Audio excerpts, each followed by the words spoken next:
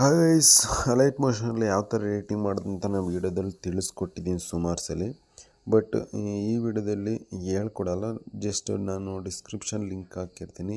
ಅದು ನೀವು ಯಾವ ಥರ ಇಂಪೋರ್ಟ್ ಮಾಡ್ಕೋಬೇಕು ಅಂದರೆ ಆ ಡಿಸ್ಕ್ರಿಪ್ಷನ್ ಲಿಂಕ್ ಹಾಕಿರ್ತೀನಲ್ಲ, ಅಲ್ಲಿ ಹೋಗಿ ನೀವು ಅದ್ರ ಮೇಲೆ ಪ್ರೆಸ್ ಮಾಡಿ ಶೇರ್ ಲಿಂಕ್ ಅಂತ ಬರುತ್ತೆ, ಇಂಪೋರ್ಟ್ ಪ್ಯಾಕೇಜ್ ಅಂತ ಬರುತ್ತೆ.